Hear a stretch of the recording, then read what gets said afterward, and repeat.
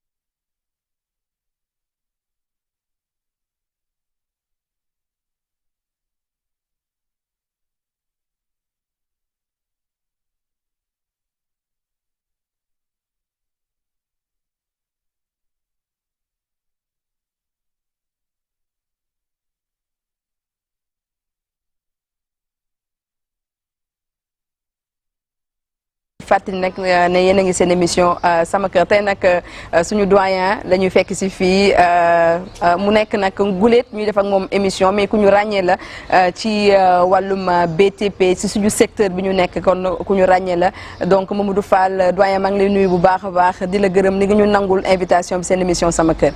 maa ngi lay fay. Dieynaba di kontaan trop di la rencontrer. parce que gis naa li ngay def ci secteur immobilier.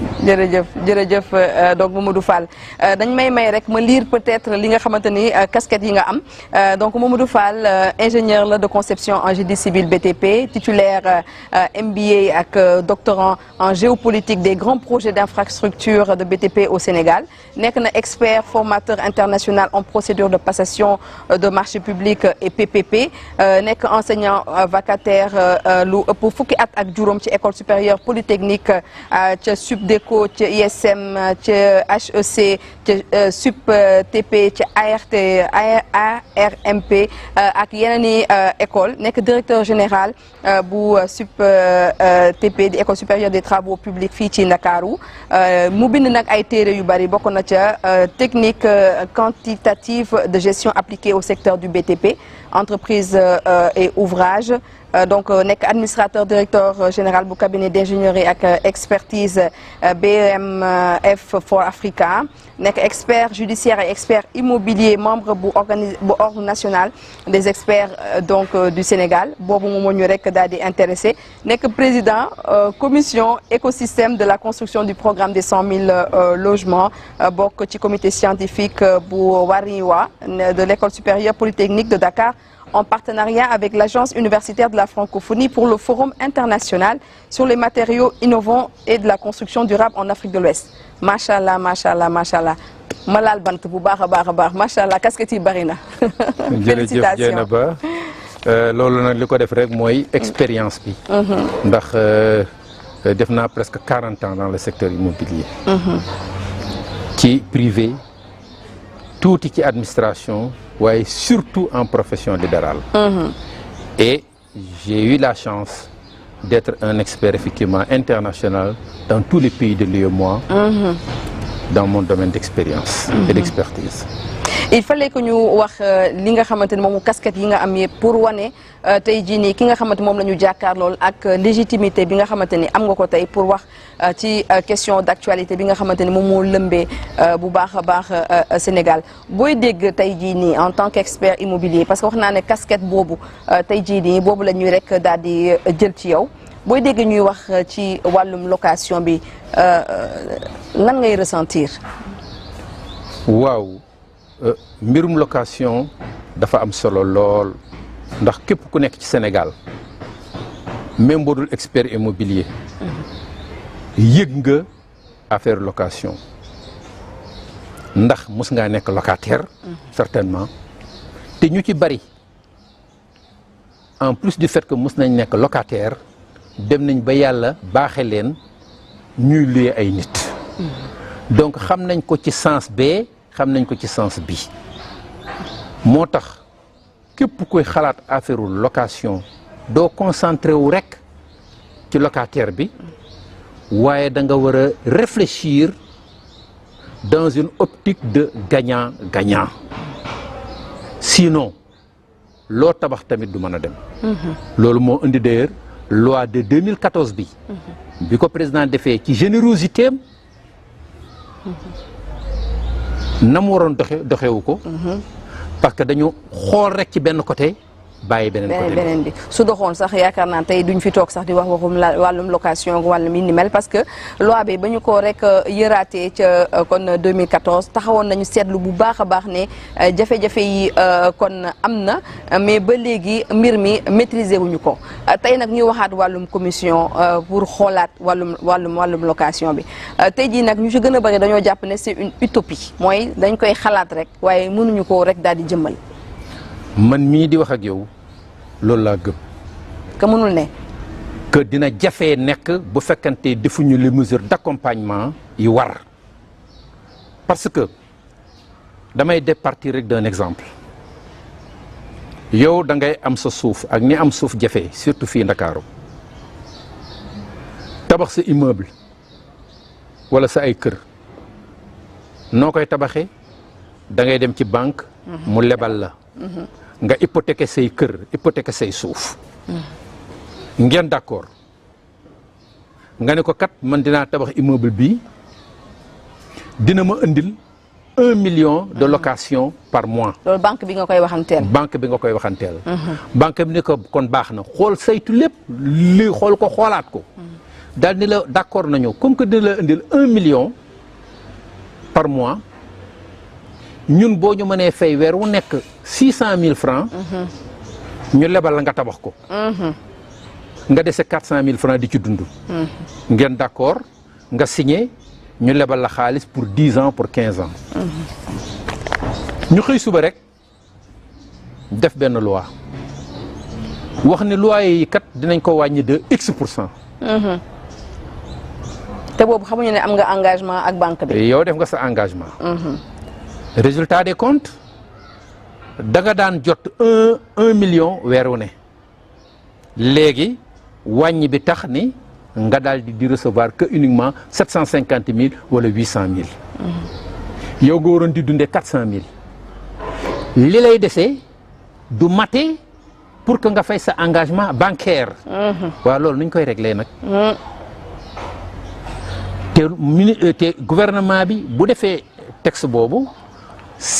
jéemul xalaat naka laay dimbalee nag léegi propriétaire bi pour que la mu sasoo ak waa banque bi mu mën koo doxal du yàq dundam du yàq nangam loolu est-ce que mën na encourager nit ki pour muy tabax ak tabaxaat loolu mooy erreur bi loolu lañ fàttee xool loolu nag bu ñu ko réglé surtout que loyer am na solo trop nit ku nekk li ngay jëkk a xalaat mooy fan lay dëkk waaye loyer du mburu du diwliñ du ceeb du suukar ba nga xam ni état bi day mën a exiger ni prix bii ngeen koy jaayee par force la preuve li ngeen di fàtte surtout mooy logement c'est un produit qui est sur le marché et qui subit indubitablement le principe de l'offre et de la demande. Donc il faut que ñu trouver ay solution pour man bi ma njëkk a xalaat tout de suite mooy bu fekkante woon logement yi ñuy louer ñoo ëpp ci marché bi kooku état sax soxla lu ci dugg. En fait une grosse production. Je l'ai appelé dans un des séminaires il faut inonder le marché immobilier inondation au sens propre comme au sens figuré. Il faut inonder le marché de logements sociaux su ko defee ça va tirer les coûts de location vers le bas. léegi nag naka la ñuy def pour loolu am. loolu mooy yoon wi. loolu mooy yoon bi mais da nga wax lu am solo c'est-à-dire que nit bi nga xamante ne dafa investir xaalisam dem leb banque ñëw teg produit am di ko fay banque ba pare ñu bëgg ko imposer yenn mbir par rapport ak location bi donc commission yi ñi ngi daje waaye ci li jot a ruus gis nañ ci ne wàllum suuf il faut ñu régler ko wàllum impôt yeeg il faut ñu régler ko wàllum matériaux de construction parce que ba ñuy préparer émission bi am na benn bailleur bu ne ma état bi yaakaar naa xamul fer fu mu toll xamul xeer bi fu mu toll xamul suuf bi sax xamul fu mu toll xamul ciment bi fu mu toll tax tey jii nii ñu ñuy bëgg a imposer yenn mbir mi kon tey concrètement lan moo war a mën a nekk solution bi ba ñun ñi nga xamante ni amaguñu sax ab pàkk bay am ab tabax ñu mën a sax xaw a féex tuuti ci wàllum location. Je suis très bien placé pour répondre à cette question là. Macha Allah bismillah. ndax dama nekkoon président.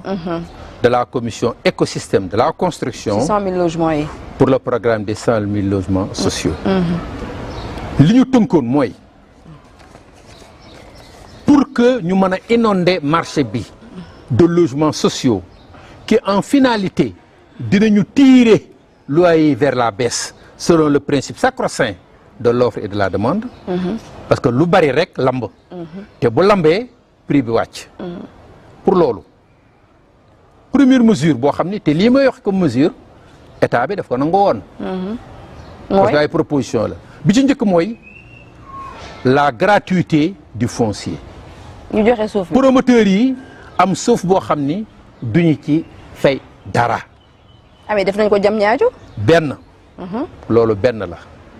ñaar ñu viabiliser ko aux frais de l'État. indi ndox indi courant indi télé yi. ak mbedd yi.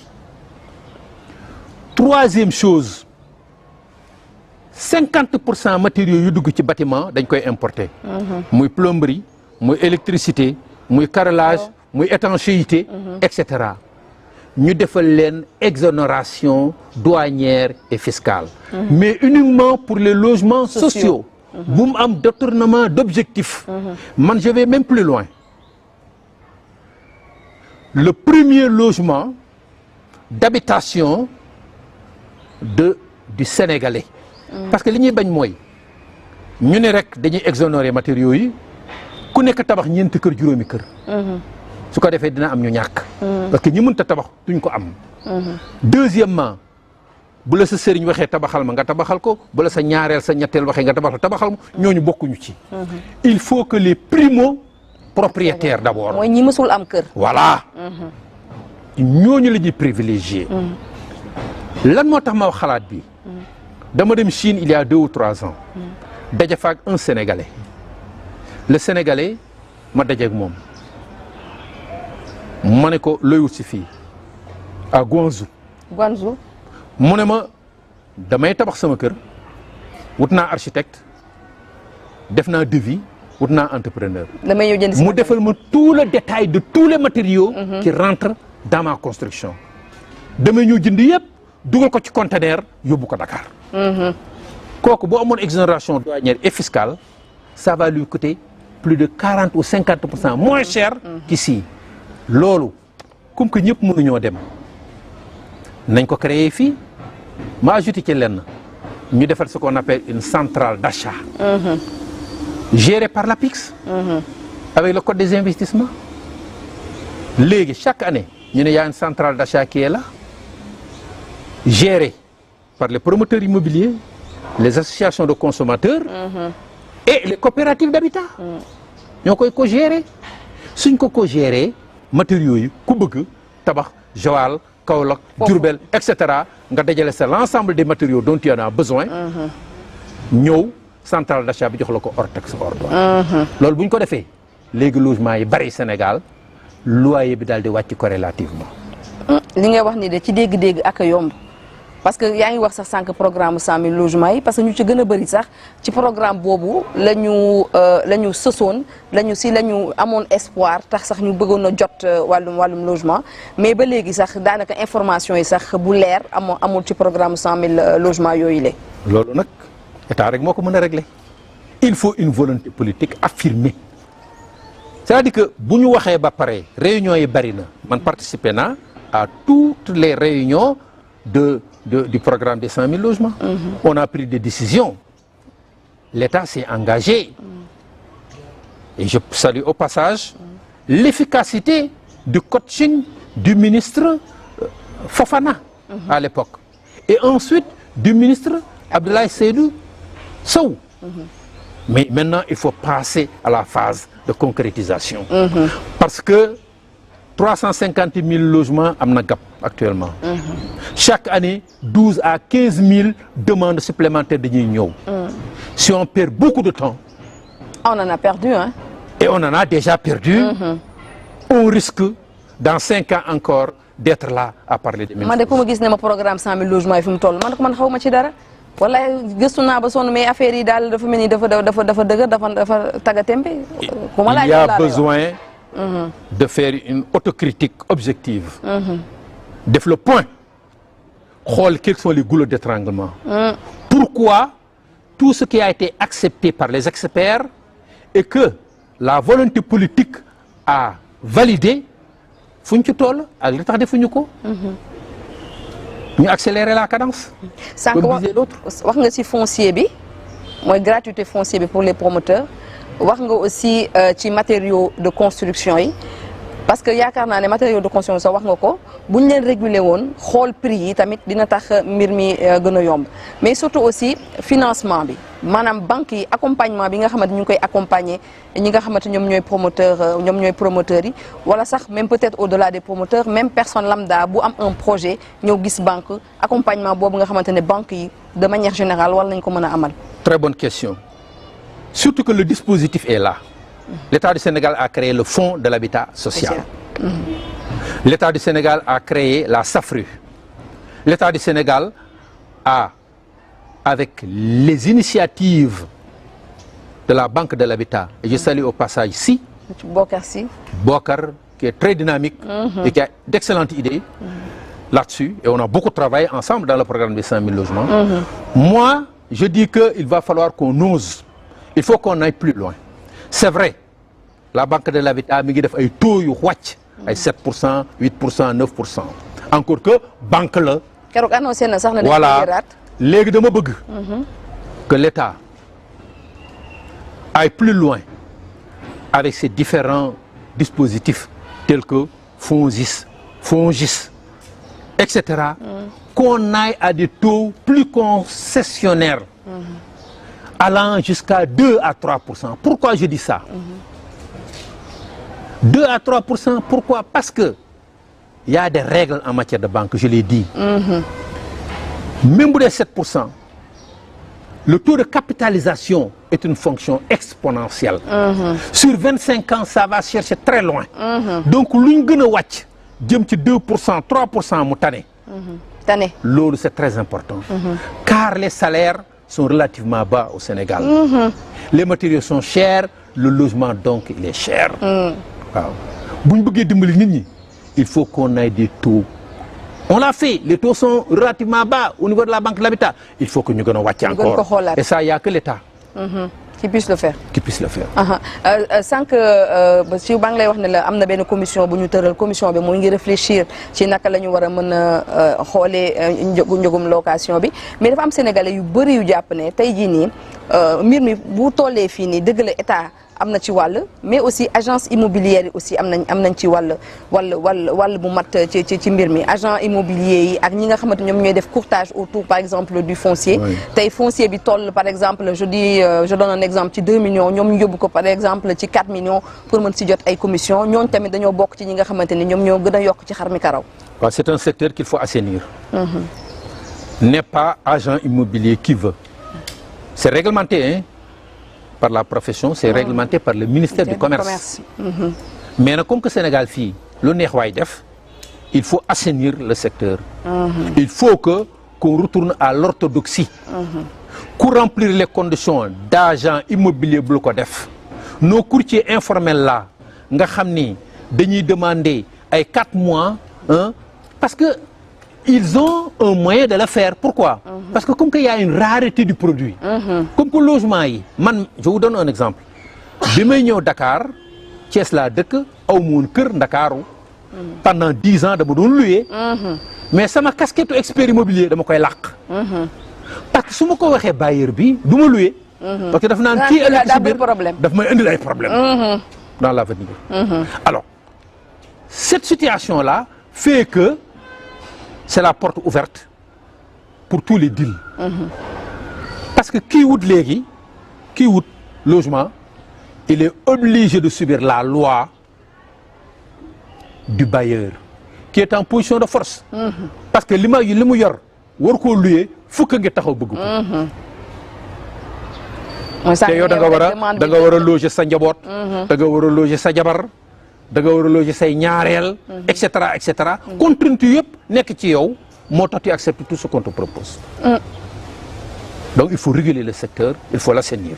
Donc au-delà de tout ce qui est banque, au-delà de tout ce qui est foncier, au-delà de tout ce qui est accompagnement de l'État, c'est un secteur également à assainir. Et je pense même qu'on va avoir une émission avec l'association des agences immobilières pour xool ñoom tamit lan mooy seen wàll kon ci mbir mi loolu ci suñu yeneen émission donc lay doon. Donc ça veut dire que li nga wax ni yëpp donc Mamadou Fall, je rappelle que expert immobilier la.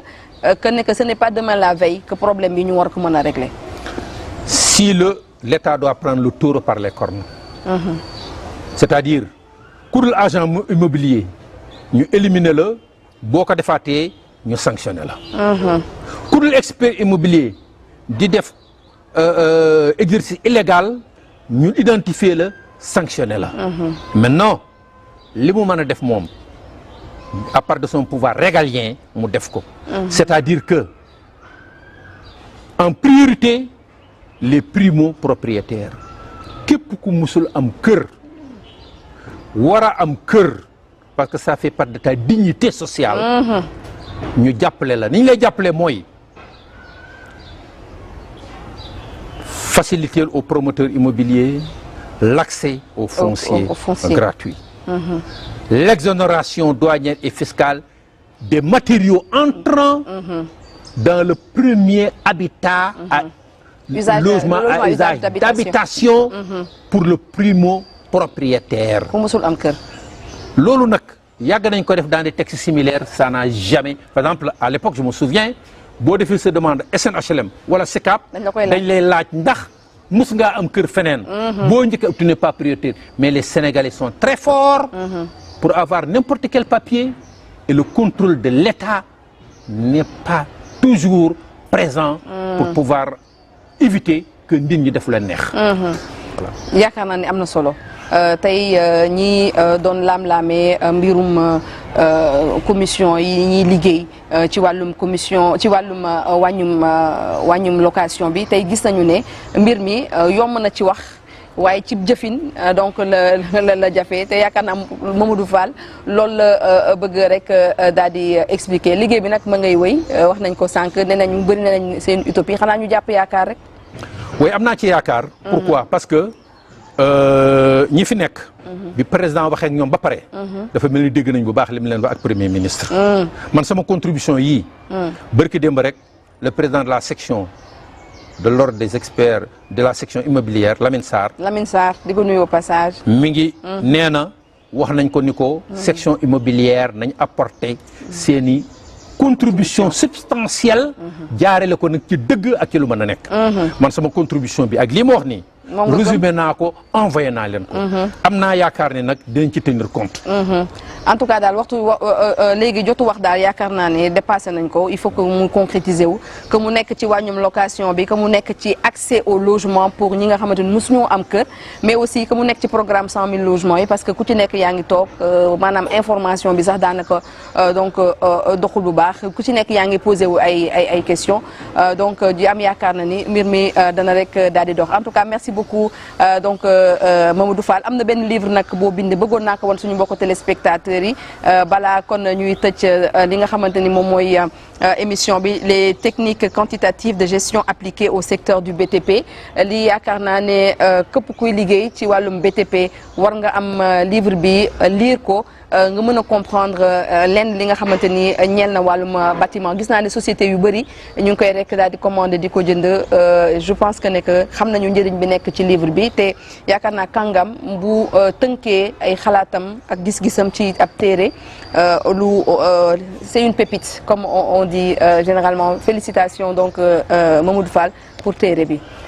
jërëjëf Dieynaba kontaan naa trop ci sa ñëw tey bi kontaan naa ci question yi ma posé parce que ça interpelle la nation te man au-delà du fait que je suis expert du milieu mais en tant que simple citoyen c'est dama war a joxe sama civisme wone ko à travers ma contribution ci li nga xam ne xalaat naa ne bu ñu ko waxee wala ñu def ko dinay jëmale réew mi kanam te loyer produit la d'accord de mais mooy premier produit bi nga xam ni Sénégalais bu ne war nga ko am pour sa dignité ensuite yeneen ni soog a ñëw parce que boo amul foo yewoo soxlawuloo looy lekk soxlawuloo looy sol parce que foo am doo am foo dugg wala foo fanaan ci sutura la sax mooy sa sutura la sax ñu fekk si ne nag fii ci école supérieure des travaux publics mu nekk école boo xamante ne si suñu secteur la rek daal di bokk en tout cas on va beaucoup travailler avec l'école parce que gis nañu ay kàngam aussi ñoom ñoo fi rek daal di génn ci wàllum travaux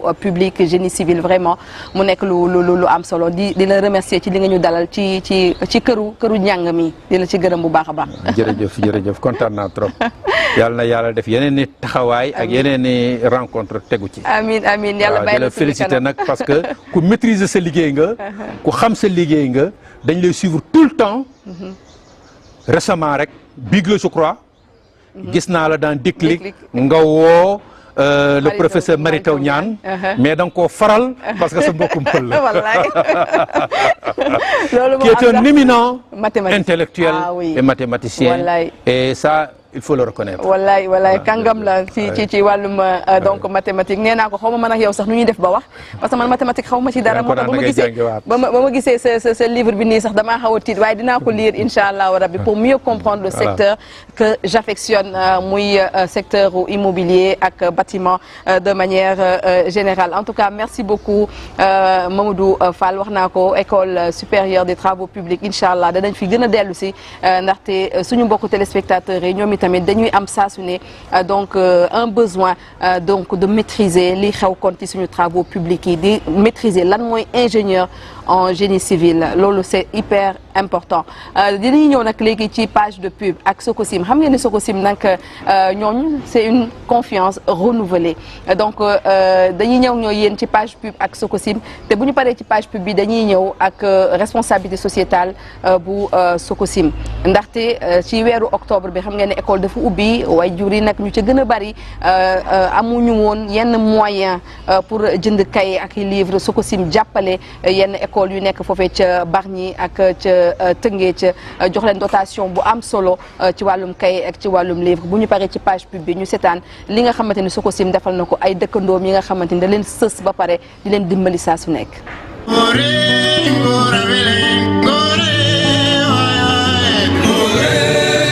leen di gërëm bu baax di leen sant si don wu fourniture scolaire yi nga xamante ne moom la ñu indil la commune de Bargny lii nag c'est pas une première yàgg nañu ko def depuis 2009 ba léegi aussi ñu ngi koy def ndaxte xam nañ ne fourniture mooy dimbali élève te am na ci ay pères de famille yoo xamante ne danañu nekk si ay jafe-jafe pour jëndal seen doom ay fourniture donc tey bu ñu ñëwee indi fi loo bu mel nii jàppale ko commune de Bargny pour ñu mën ko jàppale suñuy doom ak suñuy njaboot mënuñu loolu sant leen gërëm leen ñaanal leen seen liggéey bi nga xamante ne moom la ñu nekk aussi yàlla na ko yàlla yokk yàlla na ci yàlla def jàmm yàlla na ci yàlla def sutura parce que dañuy wax ne kii am dërëmam di la ci jàppale kooku bu amee loolu mu gën la amee lu ëpp loolu gën la si mën a jàppale donc ñun dañ leen di ñaanal jàmm dañ leen di ñaanal yokkute ñaan yàlla tam aussi teraanga bi nga xamante ne moom la ñu def ñaanal leen suñu borom saxal ñu ko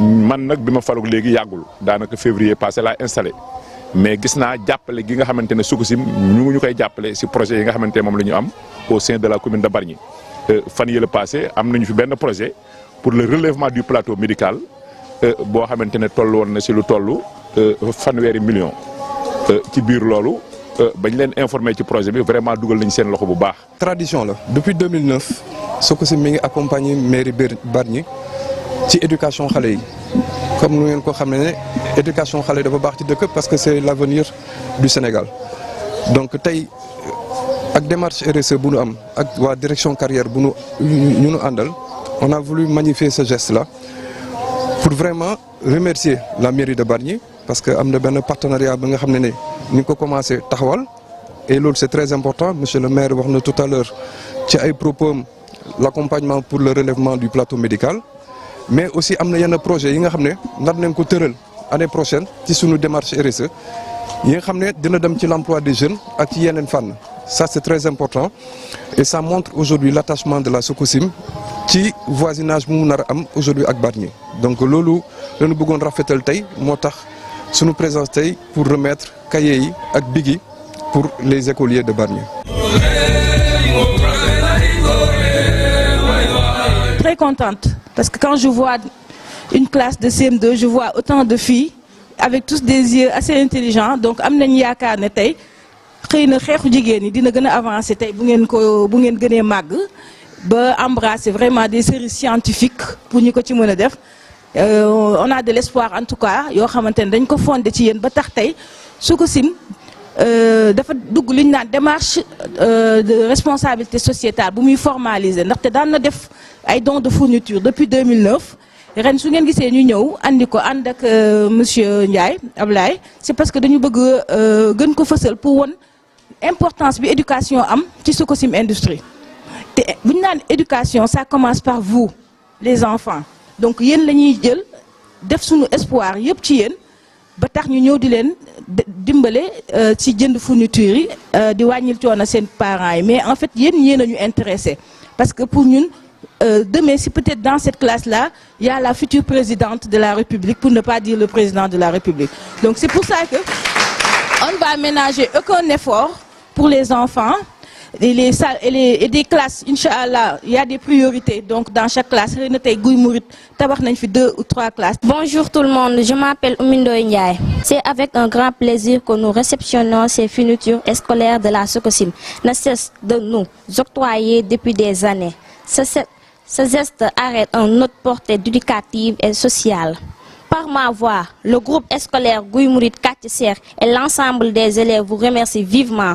Merci à Sococim.